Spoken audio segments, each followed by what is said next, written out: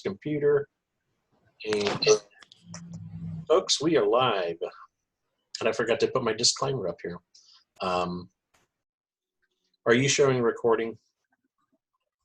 Yeah, I see the recording feature on. All right, cool. All right, here's our agenda for the day. I want to do roll call. The reason I'm doing roll call is not so much for participation, although I do want as much participation as we can, but I also want to make sure that everyone's getting the information that they need. So I'll check on people who haven't been here the last 2 weeks. So, okay, I'm going to start with the roll call, but I do want to stop sharing my screen for just a moment when I do that. So, Allison, I heard you earlier. Right? Yeah, you can chat. Allison, are you here? You mean me? Yes, I'm meaning you. So. I'm here. Thank you, Allison. Anna? Hello, Anna. I could start with, so Allison, how was your 3-day weekend? Did you do anything exciting? No, I did not. Did you stay in your house and not gather with more than people? Yes, we did. Good. I've talked to a couple people and said, did you quarantine this weekend? They said, no, we went and saw my family, then I saw my husband's family. So it was like, you're not getting it. So, Anna, did you celebrate this weekend, the 3-day weekend? I did. We did an Easter egg hunt, but we made sure to remain 6 feet apart. Okay, very good. Oh, that's right. You have Aurora as one of your. We met Aurora last week. Yes. Yeah. All right. Very good. Andrew, did you have a good weekend? What'd you do? Here, we had a socially distanced Easter egg hunt at our house with one of my friends. Her kid. I live in a garage apartment, and she and my other friends, they live in the main house, and her son lives with them. So it's just the 4 of us at our house. So we just had like hunt in the front yard with the 4 of us. Yeah. All right. Good work. Caitlin, you here? Yeah, I'm here. What'd you do this weekend? Anything good? I went to work. What?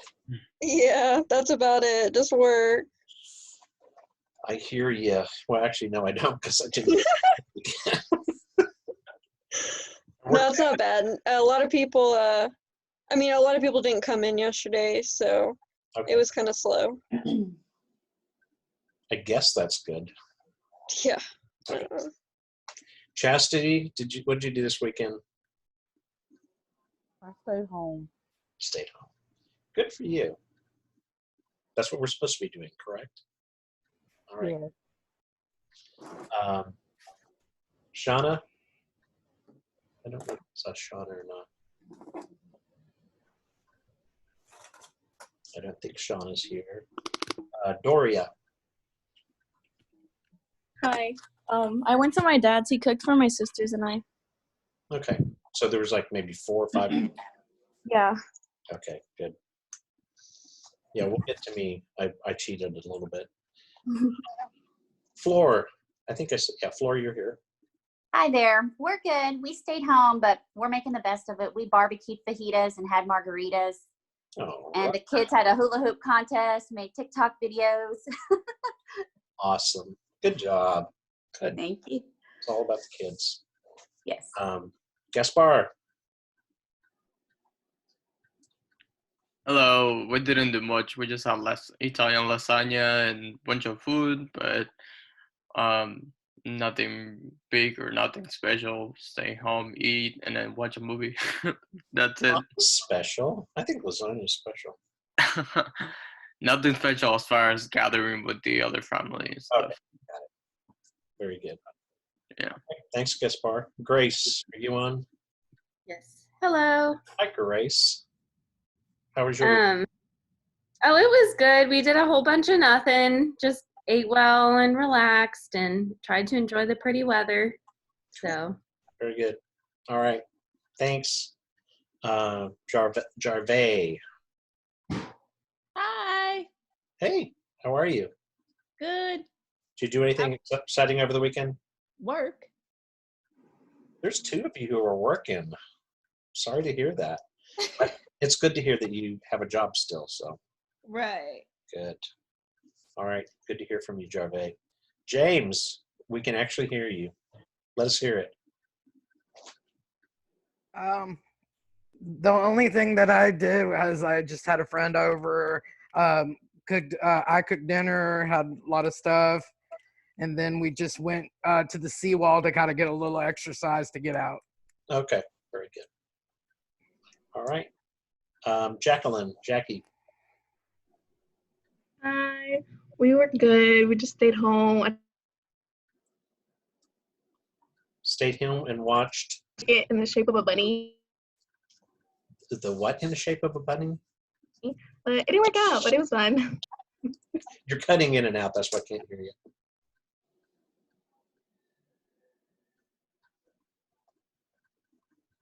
Now I think we've lost you, Jackie. Hello? Okay, so what did you say? You said something about in the shape of a bunny.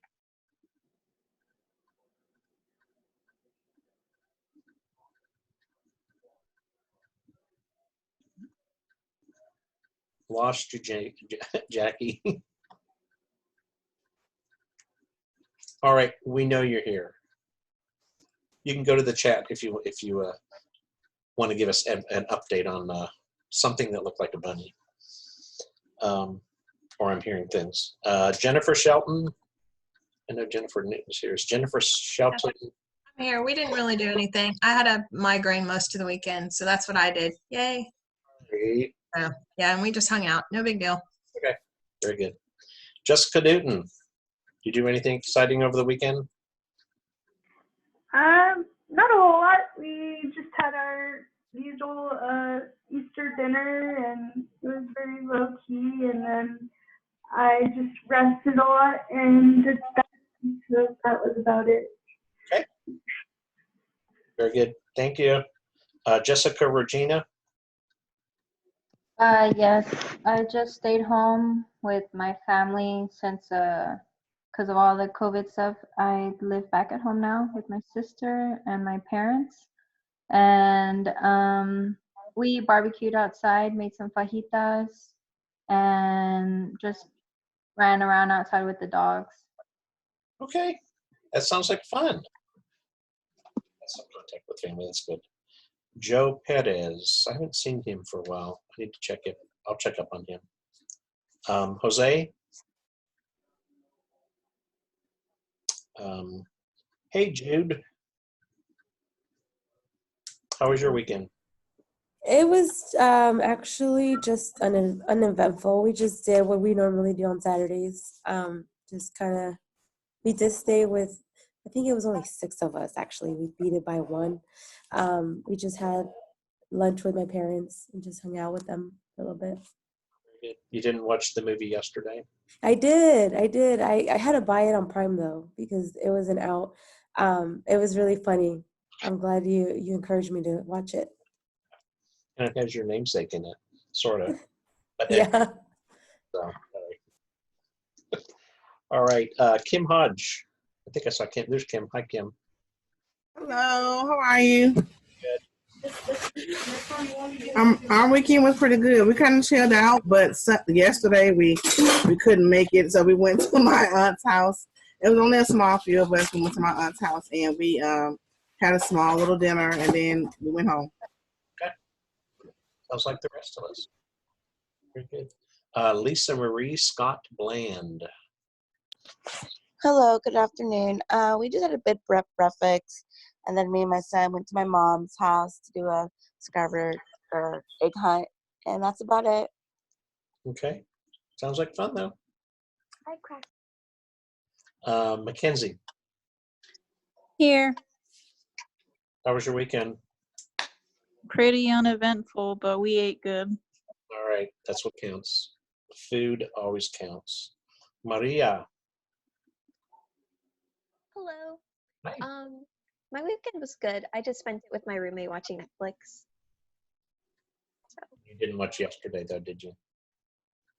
Okay, just. At least Judy took my advice, so. Thank you, Maria. Rose. Hi there. Hi, Rose. Well, yesterday we just went kayaking. It's a beautiful day and had fun. Ate Taco Bell for dinner and went to sleep. Say you went kayaking? Yes. You just went kayaking. Do you live on the lake or something? We live pretty close to like a little lake or whatever, but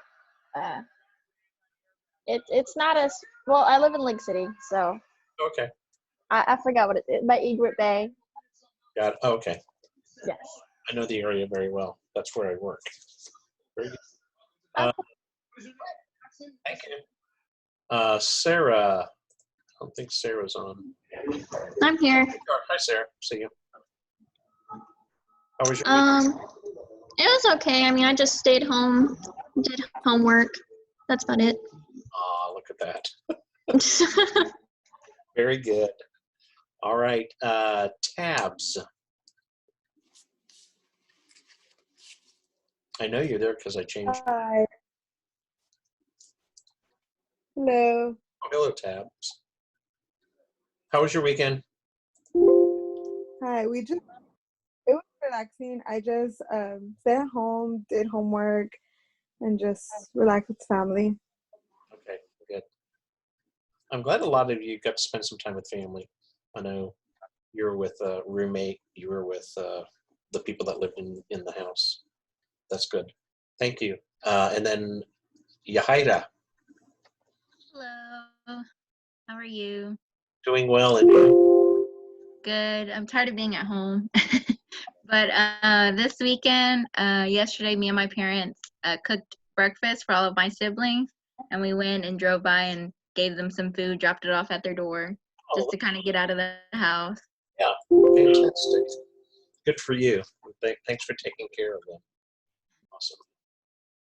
All right, so usually Easter, Christmas,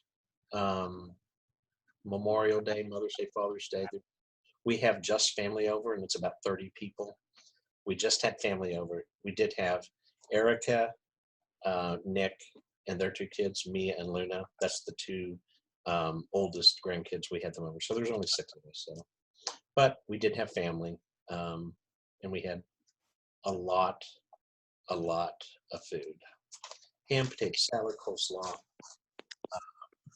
bread, brownie pie that was awesome. It was horrible that evening. Anyway, it was good. We're not going to have a long class tonight. That's why I went ahead and said, let's do some introductions. Let's see if I can get back to my sharing of my screen.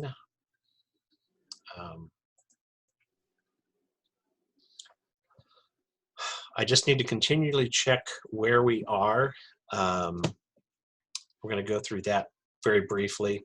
I want to discuss social work in a rural school district and employee assistance program.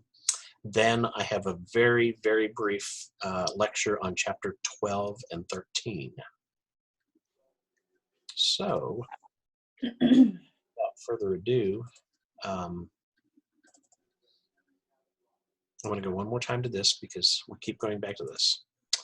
I think most of you are getting it, but I just want to continually remind you, because a lot of you were not able to complete your 40 hours of volunteer work. I'm accepting 3 different things for the 40 hours of volunteer work, and I'll go over that in a minute. Y'all, I know, are working on your 4 to 6 page paper, which is the final paper, where you're describing a social service agency, and in your new syllabus, there's a nice outline for that. Most of you have completed your critical thinking essays. Because we're living in this crazy world, I am willing to take any kind of late critical thinking essays. So if you want to turn those in via Blackboard, you may do that. We've already done our midterm exam. You all have your grades on that, and we will have a final exam still scheduled for May the 4th. The options again there's the outline of the Social Service Agency paper. If you've completed between 29 and 40 hours of volunteer work, you do not have to do any additional CTEs. If you complete 17 to 28 hours, you need to do one additional critical thinking essay. If you've done 5 to 16, you need to do 2. And if you've done 0 to 5 hours, you need to do 3 critical thinking essays. Does anybody have questions on that? Hearing none, and I'm going to assume somebody's watching the chat box in case there is. That's where we are. New share. Professor, Gaspar has questions about the assignment. Okay, yes, Gaspar, do you want to say something in the chat, or can you unmute yourself?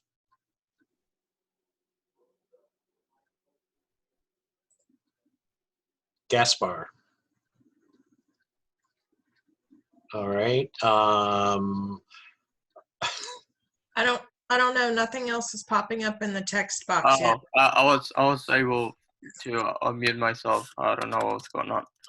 So basically, my question was, so for example, if I want to write about the Houston Food Bank, where do I have to like get all the information?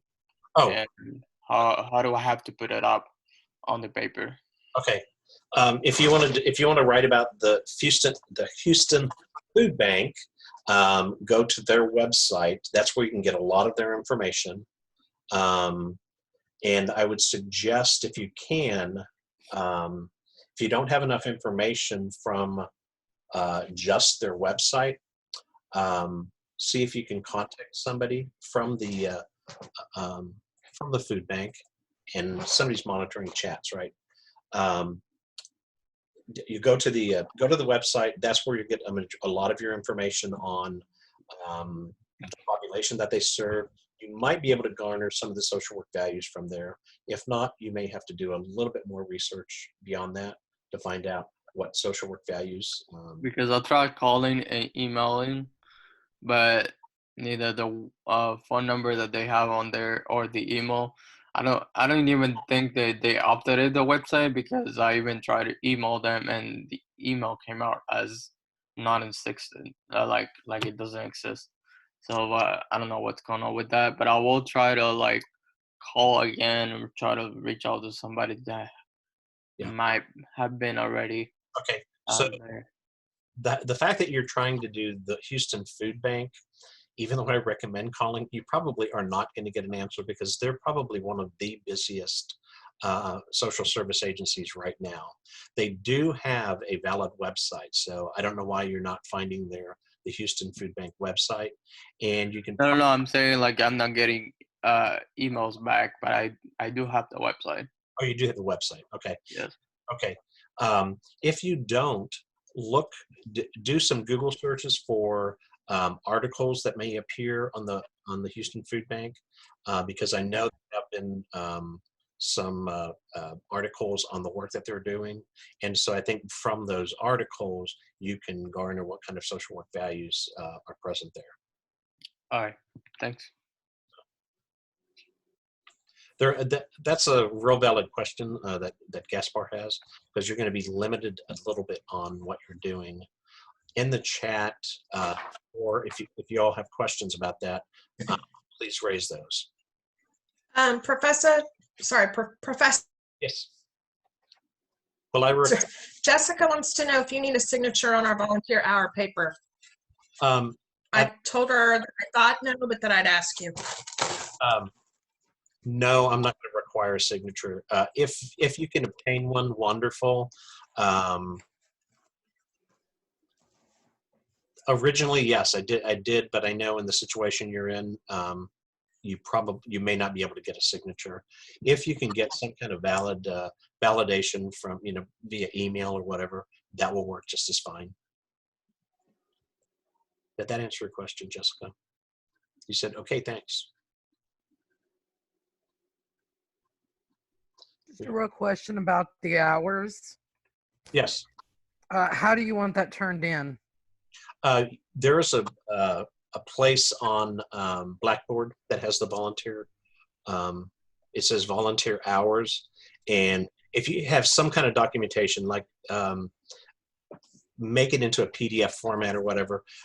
Somebody's already turned those in, and it was either a JPEG or a PDF that was just a copy, like a faxed copy of the hours worked, and just upload it to a Blackboard.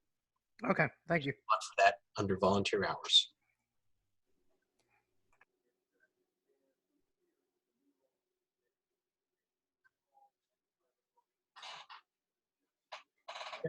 Okay, I think we're good on that then.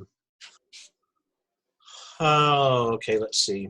I'm gonna stop sharing for a minute, and I want to do, now you were not required to write a paper, but I did ask you all to read about work in a rural social work.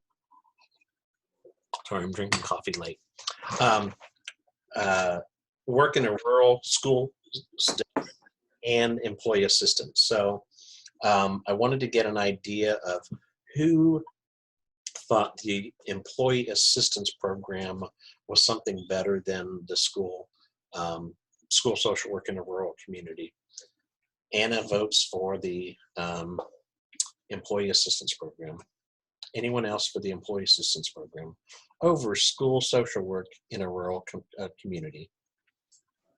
You would choose. Okay, Chastity, you're raising your hand saying you would like employee assistance program. Yep. Okay. EAP, and that's Jarvey. Jarvey, am I saying your name right? It's toward the end of the semester. It's Jarvey, correct? Yes, it is. All right. Okay.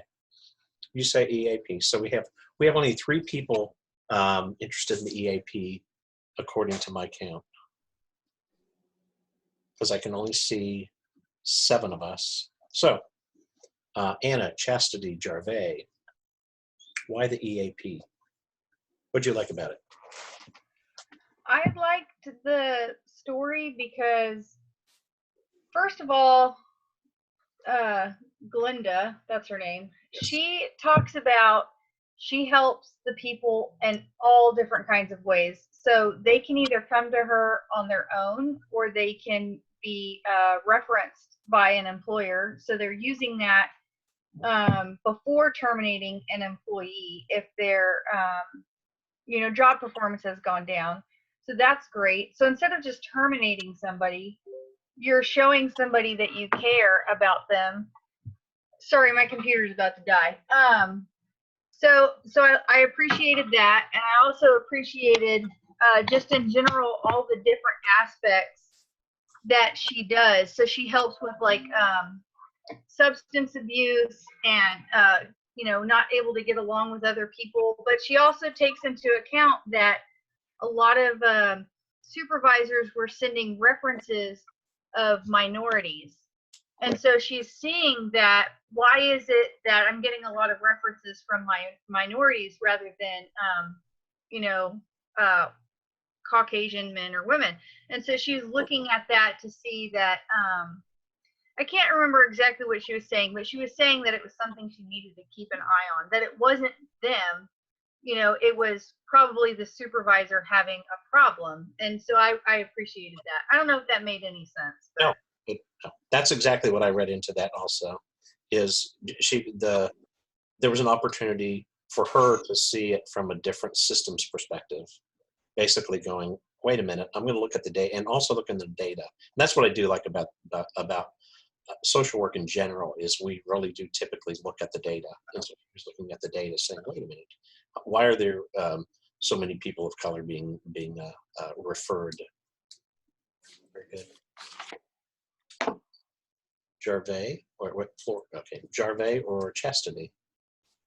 He hit on all of the good points. That was one of the reasons why I liked it as well. Those were the reasons why I liked it as well, because with the rural thing, it was, I would like to live there to get away from the hustle and bustle, but to work there, it's like kind of like Cheers. Everybody knows your name, so it's kind of hard to do your work because of the type of secrecy we have to have and maintain.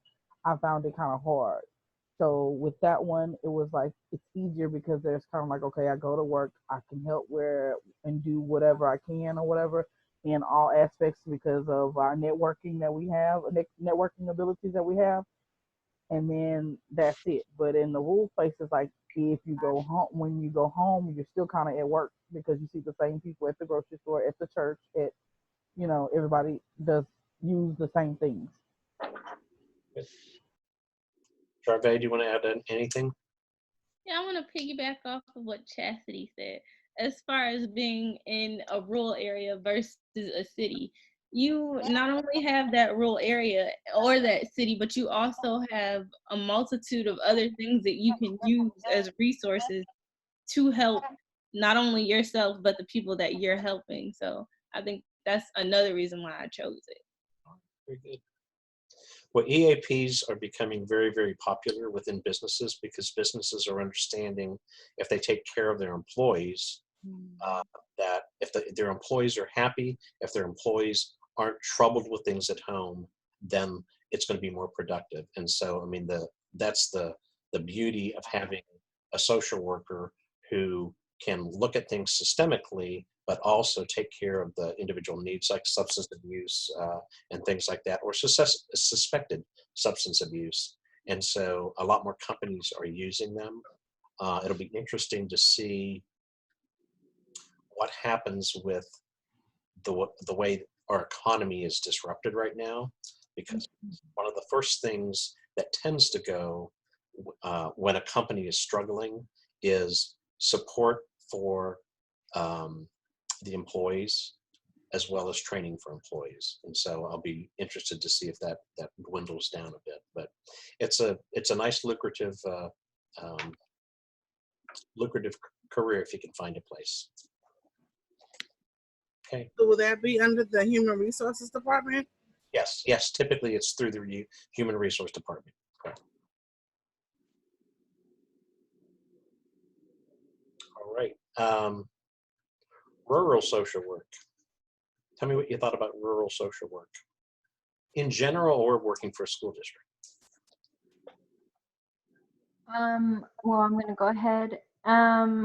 I didn't read the one about the rural district, but I read the one about social work in elementary schools. Yeah. And I thought that it was really interesting because that is something that I do want to go into.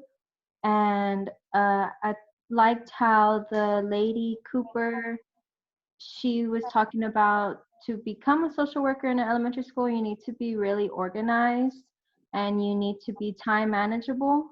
And I saw that she, in her schedule, she's just like going from one place to another place to another place. In the morning, she gets there, deals with kids that are already into like a little tussle outside of the school. And then she's got these new deferral slips that she's taking care of, but she's already had the deferral slips that are already in her mailbox from the morning. It seems really interesting because I realized that I don't want a job where I'm sitting at a desk for the rest of my life. I think that that's, although it may seem hard, I think it's really interesting. It keeps you active, keeps your brain working constantly. You're coming over new challenges, you're facing new challenges, so it's not just the same thing all the time. So I feel like you're broadening your knowledge in the social work environment with that. Good points. Anyone else on either school social work? James. Okay. Well, one thing that I was finding interesting, I have lived in a lot of big towns, but I've also lived in a lot of small towns. And so every time I kept reading, it just kind of brought me back to my own life, like living in the smaller towns. And I can understand why they were saying things like, it's such a close family community. and then that basically being she was an outsider, she's gonna have to present herself to get into this family. So of course she had to do, you know, those excess games or whatever, or the events in the town to make sure she gets the, you know, the understanding. Yeah. So I a little amusement came from it when I was, because like I said, like, I have lived in some really big towns, and I've also lived in the real small towns like that as well. So cool, very good. And especially with school social work, you mentioned the extracurricular activities. Yes. One of the things that our staff, even though it's not that rural, even in Dickinson, Texas, football is everything. Oh yeah. So our school social workers find themselves really having to go to football games. Yeah. Not being that, well, of course, it's not the right season, but they find themselves having to fit into the culture of just even a small town like Dickinson. The same thing. Right. Very good. I also agree with James. It was funny to see, I've never lived in a rural area like that. So it was funny to see that they never knew what a school social worker was until she got there and she had to explain it to them. So I thought that was kind of neat. And also how the small town feel, I guess I've heard of situations where everybody knows each other, but I've never experienced that. And it was funny also to see that she said how she had to make sure that she followed like protocol, but still she wanted to gain their buy-in. So when it was interesting to see that even though they didn't necessarily agree with her, they still respected her. So that was good to read. Exactly. And that's, yeah, one of the things that she talked a lot about was boundaries in particular. And so she had to show that she was professional. And so, and even if you're in a small, say you started working in the city of League City and you had clients in the city of League City, you run into that also. So when Debbie was working for Department of Human Services, we lived in Pearland, and she had some clients that shopped at the same grocery store. And so what she had to do was not acknowledge them because it would be a breach of confidentiality if her husband knew that she was working with them. And so she would go down other aisles and things like that and basically try to avoid them. But if they approach and say, "Hey, Miss Winchell," you know, then it was, you know, I knew, but she couldn't avoid that, and you run into boundaries like that all the time. Anyway. Let's see. Yeah. All right, there's some more questions about CTEs in there. Anything else on that? All right.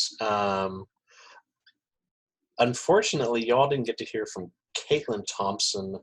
Usually does a really good piece. She worked in both a rural area and in a urban area, and she talked a lot about the advantages and disadvantages. And maybe if you take my class again, you can meet Caitlin. I'm just kidding. You won't need to. Okay, I want to move on because we are not going to spend a lot of time on this. But before we move on, does anybody have any questions? Because I'm going to go into lecturing on chapter 12 and 13. I see heads nodding. Nope. Okay, that's where we're at. So the two chapters, one is on elder care, and then the other is on criminal justice. And I decided this time through, as I'm lecturing, I'm hitting the very, very highlights, and we're going to talk terminology. So here are three pieces. Here are three summary. There's five terms that I want you to know for the test. For elder care, gerontology, living well, hospice, ageism, and mental health care. So, beginning with that, in the chat, or if anybody just wants to speak up by unmuting yourself, give me a down and dirty definition of gerontology. What do you think gerontology is? Okay, wait. Here's a chat. There's a chat. My chat went away. Can anybody read that chat that was right there? She said studying elderly. Say it again. Studying elderly. That's what Maria wrote. Good job, Maria. The scientific study of aging, the aging process, and the aged and related fields. Very good, Maria. All right. Just do it in the chat and somebody read it from the chat. What is a living will?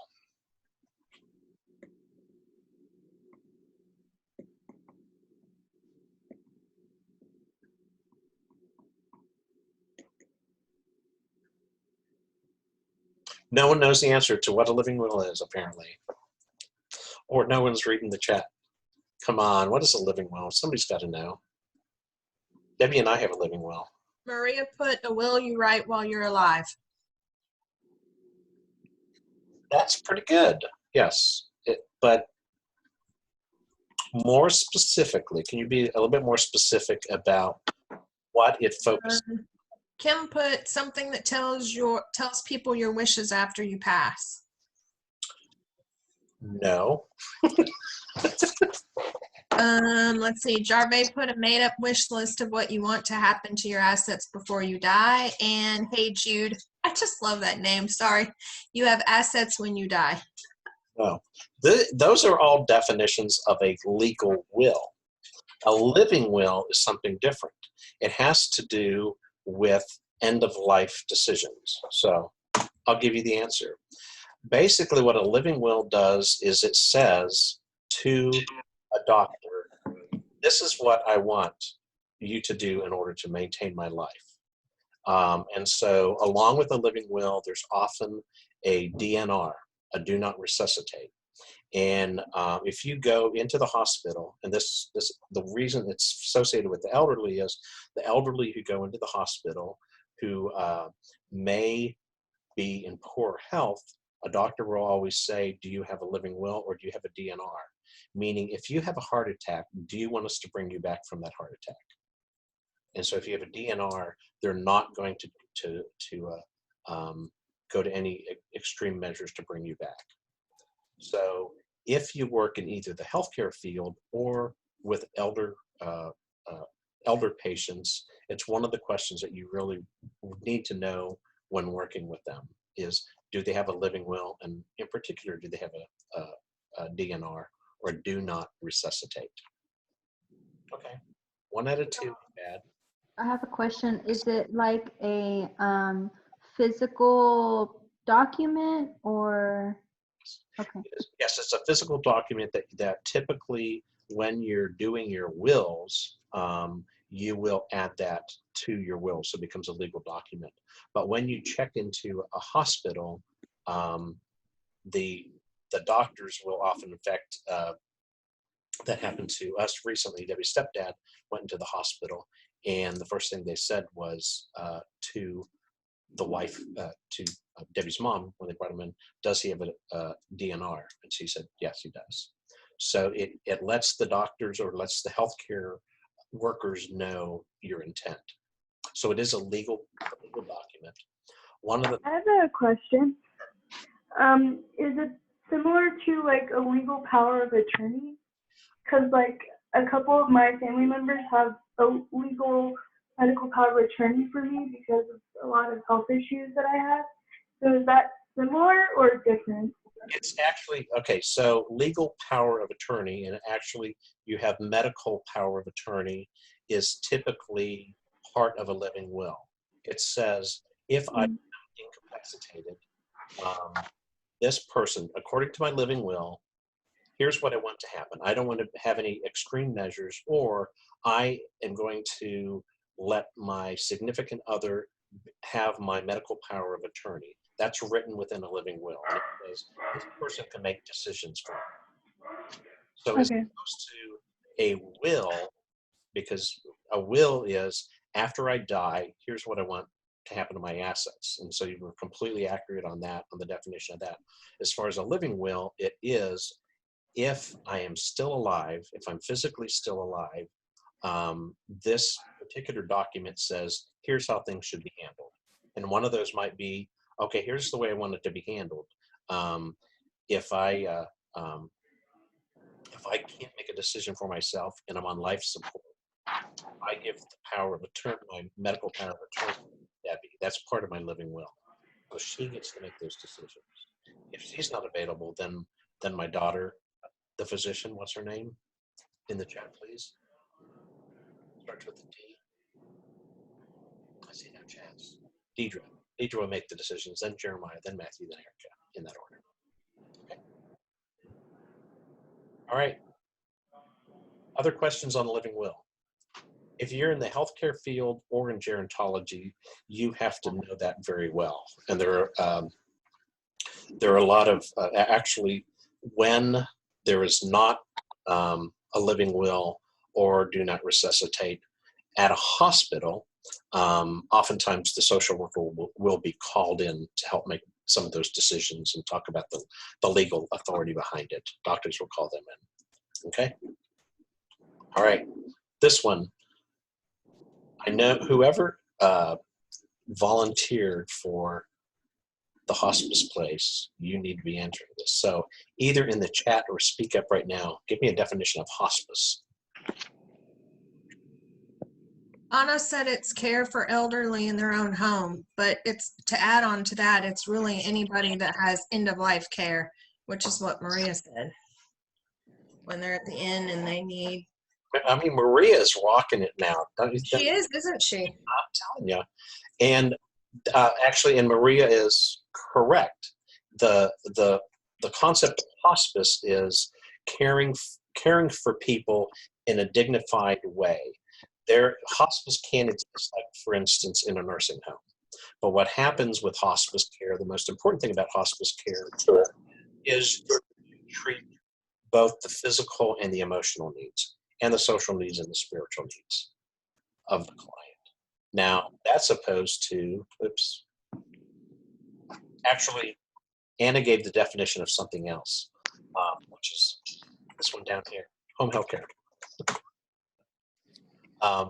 You can go slower through the recording later, or actually you can pull up the PowerPoint. So hospice care can take place in a nursing home. It often does take place at home. People in hospice care are visited by social workers, chaplain, volunteers. Some of you almost got to volunteer for them, nurses, and then a physician usually doesn't visit but will be on call.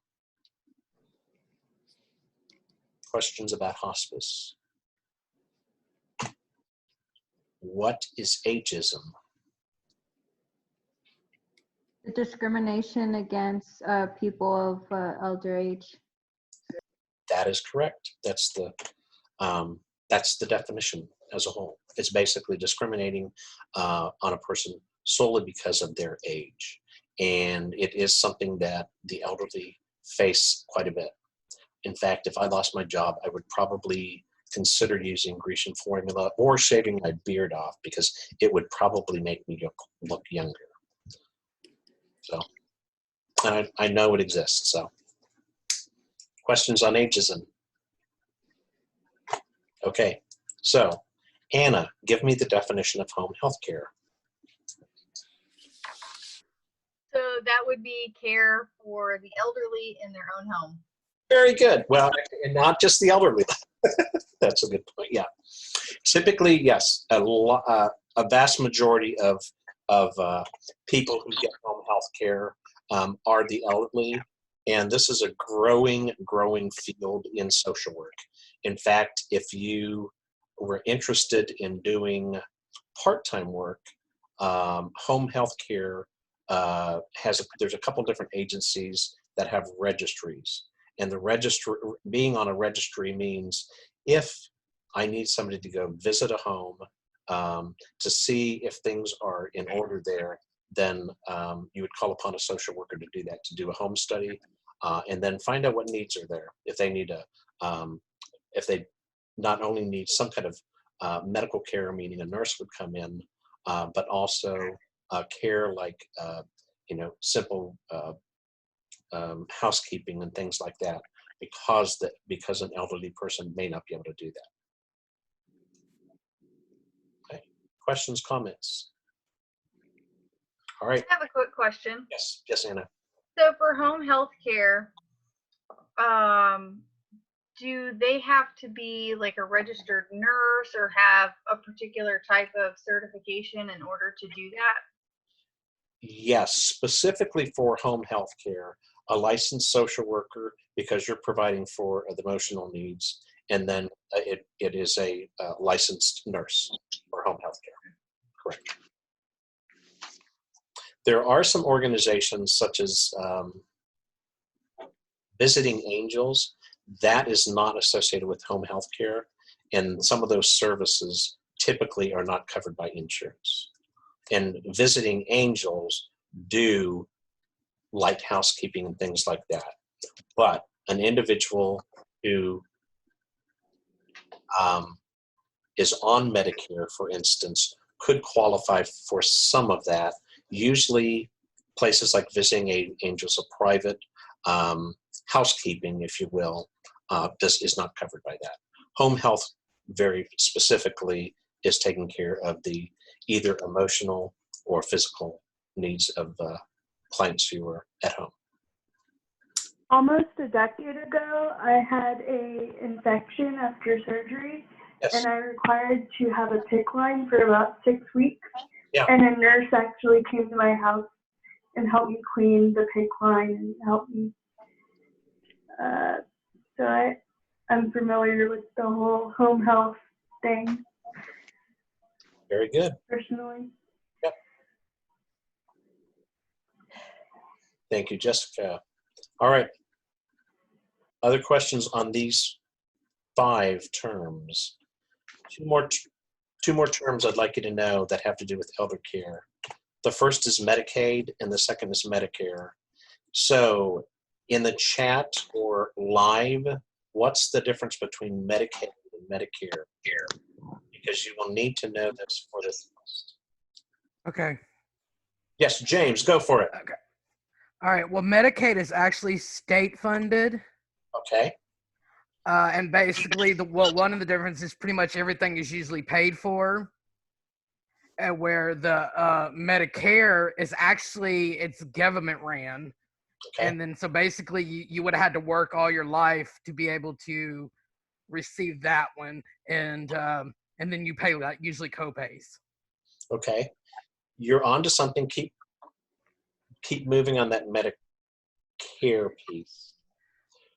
There's a well, and Medicare is usually older, like retirement. Flip those. Medicaid is typically not. It's not the elder. Medicare is specifically for the elderly. Yeah. Medicaid is based on income. Right. Okay. So you are right. On Medicaid, it is state funded. However, it is partially funded by the federal government, and that's where it actually started. Both Medicaid and Medicare actually started with the federal government. The states can supplement that. Now, it's optional for the states to, for instance, do extended Medicaid, meaning provide even more. In the state of Texas, we typically don't do that. We do provide some Medicaid, but the important thing about this is Medicaid is based on income. So if you have low income, you can qualify for Medicaid. Medicare was originally set up for elder adults. It also applies to individuals who have a disability. They may qualify for Medicare. So Medicare grew out of helping to get health care for the elderly. Medicaid was specifically for low income. So that'll be on the test. Those two described exactly like that. Just know the difference. Medicaid, based on income. Medicare, based on the elderly. Questions, comments? And the reason those are up there is many times the elderly are on such a fixed income that they qualify for both Medicare and Medicaid. So they get both of those qualifications. All right. All right. We're going to move on to Chapter 13, which is on criminal justice. And again, I have about 5 terms that I want you to know. But a big thing about criminal justice is that social work is not that involved in the criminal justice system, especially when people go to prison. When people are in prison, there's a difference. It's not rehabilitation. What is it? When somebody goes to prison, they go to prison not because of rehabilitation. To be real, in the U.S., what do they go to prison for? In the chat or otherwise?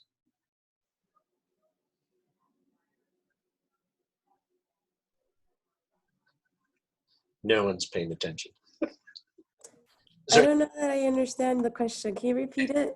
Agreed. I'm saying the adult criminal justice system does not focus on rehabilitation. What does it focus on? Punishment. Punishment. Very good. Oh, it's right there in my notes too. Did Maria give us that answer? No. Jackie and Grace beat, well, we all kind of did it all at one time, I think. Okay. All right. Very good. You should have, though. Pardon me? Maria should have beat us all to it, right? Oh, yeah, exactly. She's been on top of it all day. So because the adult criminal justice system focuses more on punishment than on rehabilitation, it's not a real good fit for social work. In fact, when you read the article about the guy doing the groups in prison, you could see how he was conflicted with the criminal justice system. It was like he was fighting against that. And so especially here in the US, there were not a lot of opportunities. In fact, the guy that was doing the groups for assaulted men, that was actually in Canada, it wasn't in the US. They might have a little bit of that here. There are some criminal justice organizations that work with people coming out of prison, and those are nonprofit organizations typically. Not a lot of money from the state goes into social work, again, because it's punishment over rehabilitation. So it's basically not a real good match for social work. However, as we started to we had a little bit of a conversation last week about what does happen in the criminal justice system, and where social work does intervene is through advocating for individuals who are in the criminal justice system, oftentimes in a very inequitable way. All right. So 2 terms I want you to know. This again is the difference between probation and parole. Can somebody tell me the difference between somebody who's on probation versus somebody who's on parole? I think I know. All right, go for it. Probation is more when you've gone to a state prison and you have a parole officer that you have to check in with. Probation or parole is when you do federal time and you get released, and then you have for a certain amount of time you have to be on parole before. I don't know if they go to halfway homes or not, but you have to be on parole for a certain amount of time before you are officially pay your dues or whatever. You're very close on that. It is not a matter of state or federal. That's not the major difference. The major difference is somebody who is on probation has not been in prison. Somebody who's on parole has been in prison. And so the difference between the two is that when a person is on probation, and oftentimes people go on probation for non-felony crimes. So a person can be on probation for shoplifting under a certain amount. And so it's not a felony, it's a misdemeanor, so they get probation. And rather than sending that person to jail or to prison, this is the punishment they get. Somebody who is on parole has been incarcerated, and they are let out of prison, and they go to the community, and if they mess up, they can immediately go back to prison. So that's the key difference. So when you think in terms of the differences here, the difference between somebody on parole and somebody on probation is somebody on parole has gone into the system a little bit more, so they become a little bit more hardcore. It becomes a little bit more difficult to work with them on rehabilitation, because those people who have been in the criminal justice system have been in an environment that is very, very much focused again on punishment as opposed to any kind of rehabilitation. Questions on that? Yes, just some clarification. So the key terms that I'm noticing is in probation, there's substitutes, and in parole, there's following. Those are going to be the key terms, because in probation, we're substituting going to prison for the community supervision, right? Instead of incarceration. And parole is following incarceration. Correct. Absolutely right. Very good. Well stated. Yep. Okay. Moving on, we have 3 more pieces of terminology, and I just want you to know this because within the juvenile justice system, there are social workers who do a lot of work within the juvenile justice system, because it does focus on rehabilitation. And the thing about the juvenile justice system, it is a little bit different than the criminal justice system, because individuals, meaning youth, are treated in a lot different way, and they are provided social services. So they go through a process that's different than being arrested, being convicted, and then being sentenced. Instead, they go through an intake process, and oftentimes with juveniles, it's enough that they go through this intake process and they're sent back home. But if they penetrate further into the system, if the court decides to file something on them, they become adjudicated delinquent as opposed to being convicted of crime. So intake is the first process where you're really gathering information, and intake is one of those times in the juvenile system which it looks very much like social work, because they'll do a social study, they'll look at the family history to see if there's something that we can do. Is there's something going on in this family that we can take care of this and keep the child out of the criminal justice system. Because once you get to the next step, which is adjudication, then a juvenile begins penetrating the system. And again, social work is about systems, and if you get sucked into a system, that the more you get into the system, it's harder to get out. You can stop a lot of juvenile crime at the intake process by doing some family work. So, but once a person is adjudicated, once a youth is adjudicated, a judge determines that the child is officially a delinquent, a juvenile delinquent. And then following that, they have a disposition, which is similar to sentencing. So the disposition is the process whereby a juvenile, they would say, okay, because of your crime, we're going to lock you up, or because of your crime, we're going to put you on probation. Okay. Questions about that? If you're interested in social work in the juvenile justice area, it again is a very good field.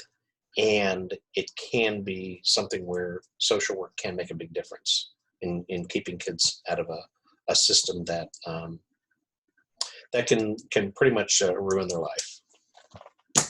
Debbie and I worked in it. We loved it and we hated it both at the same time. And that's it, folks.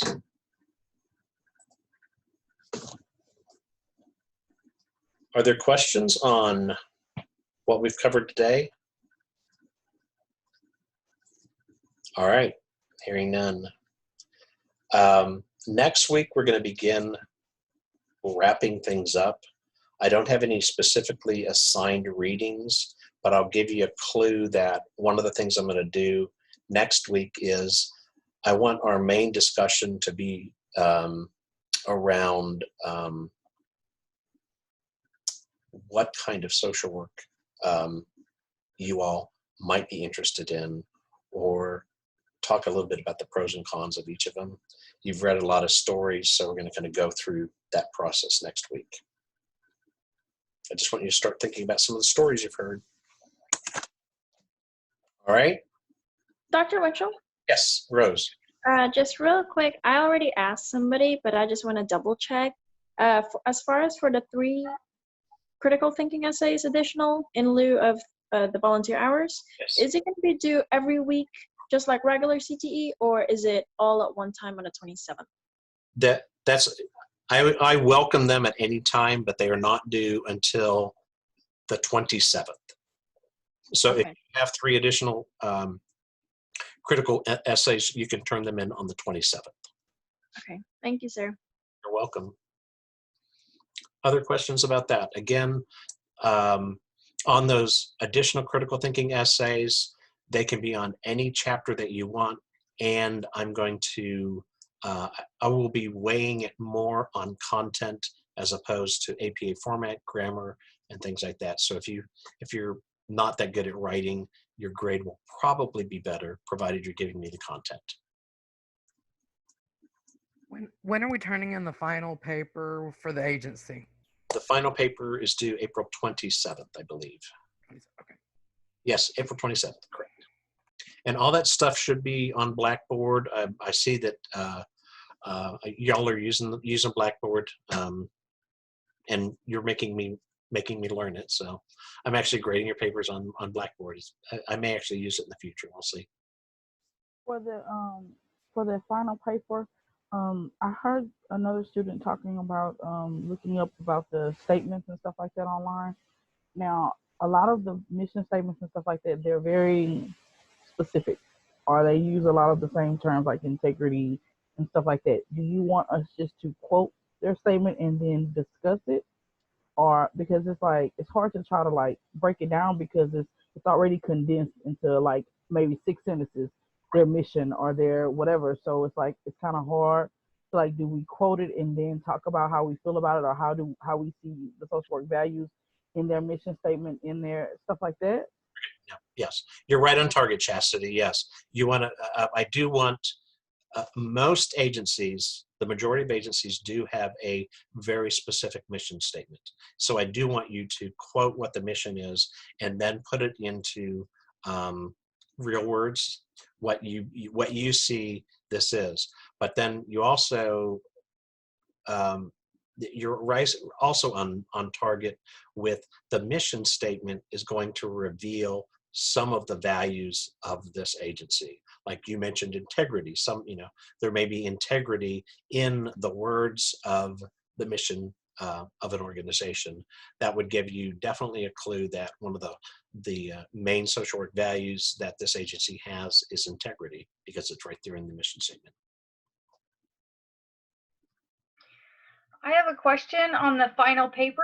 You have on the syllabus to talk about if there are similarities to the general practice approach, and I'm not really sure how to do that part. Can you explain that for me? Okay, so as you know, general practice or the generalist perspective has a variety of theoretical perspectives. So does the organization use a variety of theoretical perspectives? Do they have a biopsychosocial approach?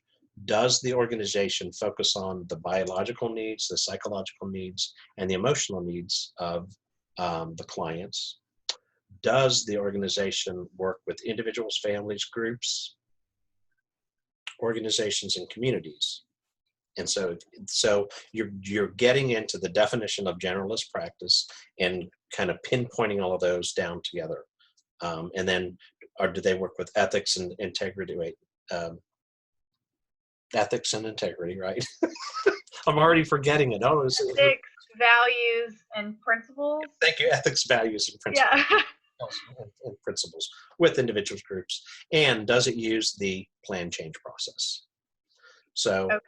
Y'all, so that question there on generalist perspective, if you'll take the definition of the generalist perspective and find different pieces of that and how that relates to the organization, then you have that question answered. Okay, cool. Good. I got a thumbs up from Anna. All right, any other questions or comments on the papers, on CTEs, on the exam, on April? Actually, Yes, I actually have a question about our final exam. I know it's a ways away, but I still have a question about it. Is it going to be the similar format as the last exam, or what are going to be the expectations there? Okay. The format of the exam will be very similar to the first exam. I will have multiple choice, I will have matching, and I will have at least 2 short answers. One being, give me the social work values and give me the definition of generalist practice. I did decide, and the other thing is, it will be timed. I haven't decided how long, but I'll give you enough time that's equitable for you to complete it. I will be adding one other piece, and we'll begin talking about it next week and the following week, and that is, I want you to talk about the application of social work values. So it's going to be a small essay question that's going to focus on, I want you to first give me the 6 social work values as defined by the National Association of Social Work. And further, so this is actually a second essay question, give me examples of how those social work values become real in the life of a social worker. So, for an example, social justice is one of those social work values. And one of the things that social workers do is they constantly fight for social justice. For example, a social worker might provide group therapy for men who are in prison with assaultive behavior. So that I want you to kind of drill in, not kind of, I want you to drill in on what are some specific ways that you see social work values in the careers of social workers. Does that answer it, Jessica? Yes, thank you. That'll be the one additional essay question. So you already have a clue on what that is. So start thinking about it. It's something we've talked about all semester long. So. Is this test going to be online? Because I perceive that the rest of the semester is going to be online. So I trust that you know exactly what you're doing. I'm just trying to understand how you would do matching on an online test. Some of the tests, all of the tests I've ever taken is it gives you a question, you answer it and you move on. You never get to go back. You can't go forward. So it's you know, I just get kind of confused. I have to get out a piece of paper and write down, so like these are the 6 social work values, and then I kind of write the definition, and then I match it. Whenever I'm able to write on a test, that's what I do. But with the test that we're forced to take online, you get that one question and you move on, and I hope you didn't make a mistake. Okay, so in answer to your question, the multiple choice will be that way. when you take when you have one shot at here's the multiple choice. Pick A, B, C, or D. You pick it, it moves on to the next one. Then it moves on to the next one. It moves on to the next one. Same with matching. That should be. It then moves on to the well. That may not be true. The matching should look differently. It should be. You should be able to match them up. But when it comes to the essay question, there should be. And again, it's not me. Actually, I'm actually passing it on to IT, who will create the test. A text box will pop up, and so you will have to type in. Social justice is one of the values of social work, and the way it is exemplified in the career of social worker is da da da da da. Integrity is another value that is very sacred to social work. And in the story that I read in Days in the Lives of Social Work, I could tell that the nursing home social worker was using great integrity in her work.